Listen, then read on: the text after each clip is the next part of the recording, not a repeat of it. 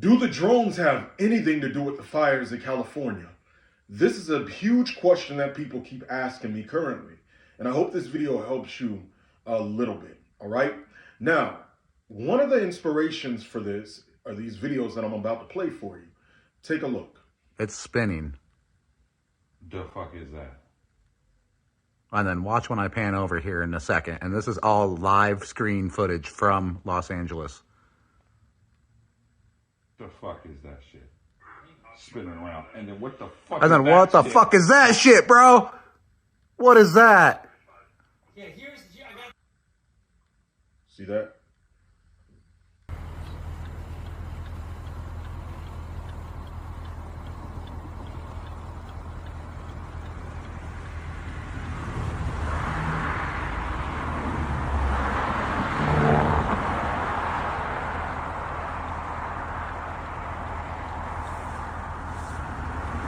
All right.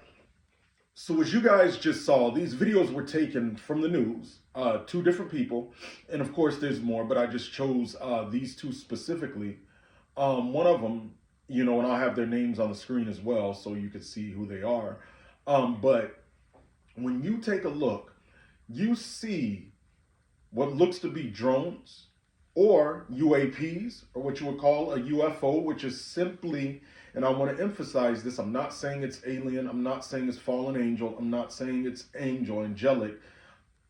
UFO just simply means unidentified flying object, meaning you can't identify it.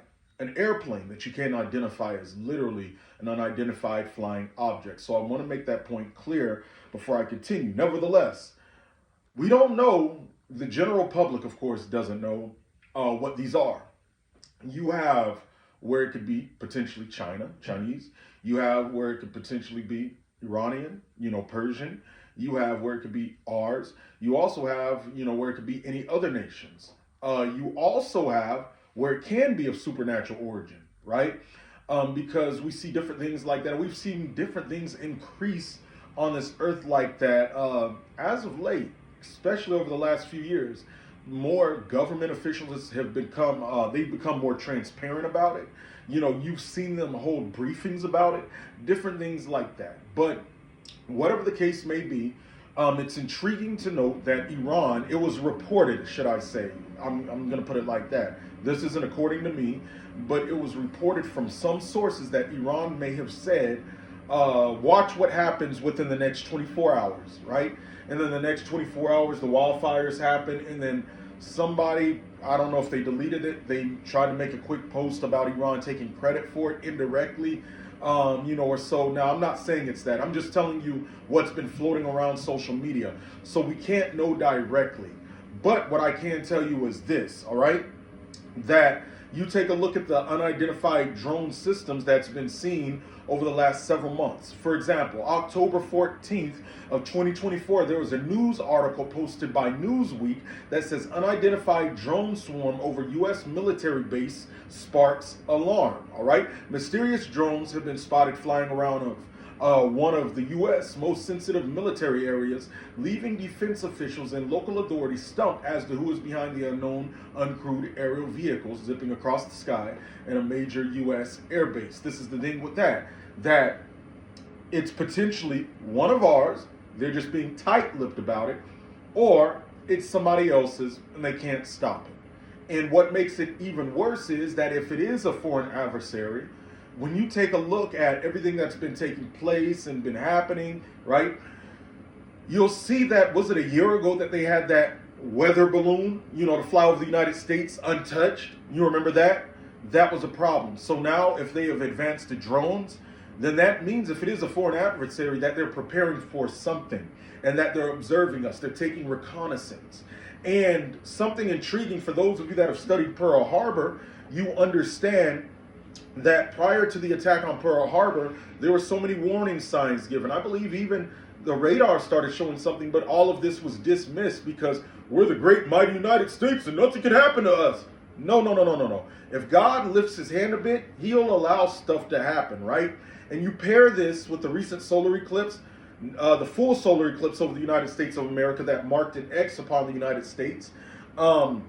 7 years apart from each other, and the number 7 in the Bible is the number of completion. 7 years in the Bible is the number of completion, something huge transition-wise. 7-year tribulation, right? 7 years of Jacob's trouble. Jacob working for one wife. He had to work for another 7 years for another wife, all right? So you take a look at these numbers, and you take a look at the 7 years of good, 7 years of famine. 7 years is important in biblical concept. Now, bringing all this back to the wildfires, okay? I'm not saying that this is the case, but this is what is worrying people. You have different possible sources. You have, of course, people that's been caught sparking fires, arson, okay? You have these other, flying objects mysteriously flying over the fires. And some have suggested lasers. Some have also suggested supernatural intervention. Now, I do believe that overall God lifted his hand and allowed them to happen. So let me put that to you. You guys see my other video. I do believe that God lifted his hand, allowed this to happen as a chastisement. He's not punishing the innocent. He's not punishing his people, Christians, but he is allowing his people, his Christians, to go through Job-like experiences. Nothing can happen in the life of a Christian without one of two things: God's direct permission, or that Christian giving legal right to the enemy. Okay? And banking on many of these Christians are faithful to God, God had to give permission for it to happen. Be real. It doesn't just happen. If you say, well, God would never do that, then you're saying that stuff can happen to us without God's permission, and don't contradict yourself. God did have to allow this to happen, but Job-like. But when you go to the wicked, God is using it to chastise them. With that being said, I've seen people argue and say, well, Ty, it was man that started it.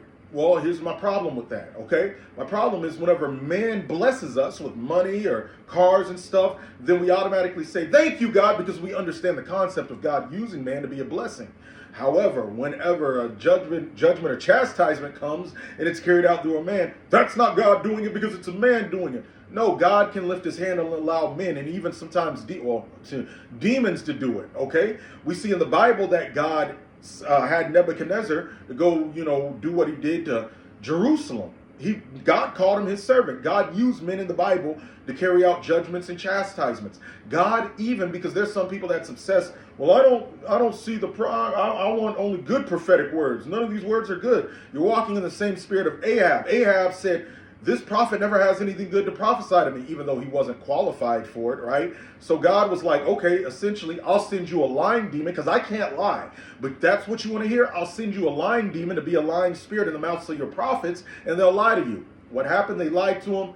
Ahab died because he listened to him. So when people say that, well, God will never do that, it's only good stuff, good stuff, good stuff, you're walking in the spirit of Ahab. Be balanced. God does good, and he does things and it's still good, but not good on those that's, being hit with it. He, releases his wrath. He's the one in Isaiah said that I form light and create darkness. He said that he does good, and evil there. And evil there doesn't mean moral evil. It means destruction in the Hebrew, okay? So he's not morally evil. It means destruction. So stuff that you see going on like this, yes, God himself says that he does stuff like this. All right? So going back to this, if it is a foreign adversary that has their hand in this, understand that God allowed it to happen, and understand if God allowed that to happen from a foreign adversary, just as he did with these arsonists and whatever else may have caused it, that if, and I'm saying if because I don't know if it's a foreign adversary yet, then God has allowed his hand to come up off a little more than we expected, which means that other things can trend in that direction. America, I believe he's given his grace right now, but I know for sure 100% that a day is coming that if America doesn't turn back and repent, my friends, it's going to be over with. So, if you don't believe that God shows these things or allows these things as signs, when you take a look in Joel chapter 2 and you go down to verse 28, he talks about pouring his spirit out on all flesh. And he talks about in verse 30, I will cause wonders in the heavens and on the earth. Blood, fire, and columns of smoke. The sun will become dark and the moon will turn red. Now it's agreed upon that those solar and lunar eclipses. But he talks about blood, fire, and columns and pillars of smoke. Literally, what we're seeing is him allowing this stuff to take place. You go to Lamentations chapter 2. Without mercy, the Lord has destroyed every home in Israel. In his anger, he has broken down the fortress walls of beautiful Jerusalem. He has brought them to the ground, dishonoring the kingdom and rulers. All the strength of Israel vanishes beneath his fierce anger. The Lord has withdrawn his protection as the enemy attacks. He consumes the whole land of Israel like a raging fire. So one way you can tell is God starts removing his hand is when things like this increase. We're seeing this increase in the United States of America. So America essentially need to turn back, okay, to God, because these drones, whether they're connected to the wildfires or not, if they're foreign adversaries, which we may find out when Trump gets in office, but if it is, my friends, we are a lot closer than we think. America needs to repent and turn back to God. So hope you guys enjoyed this video. Be sure to hit the subscribe button with the bell icon so you'll be notified whenever I do upload, and hit the like button so you can let YouTube know that hey, this was a good video, so it can push it out to others. All right. Now, the final 3 days of this month, we're doing a detailed class teaching about how to defeat gluttony, how to defeat anxiety, lust, as well as walking in levels in the prophetic, and a lot more to help you jumpstart your 2025. Also breaking generational curses, or, giving wisdom as well as how not to get caught up in a generational curse that's not yet activated. All right, so we're going to be talking about these things and more. Click the link in my bio to join, or in my description, or in my comments section. All right, it's a pre-recorded class, so if you work, you won't miss it. You have the links to watch at a later date. God bless you guys.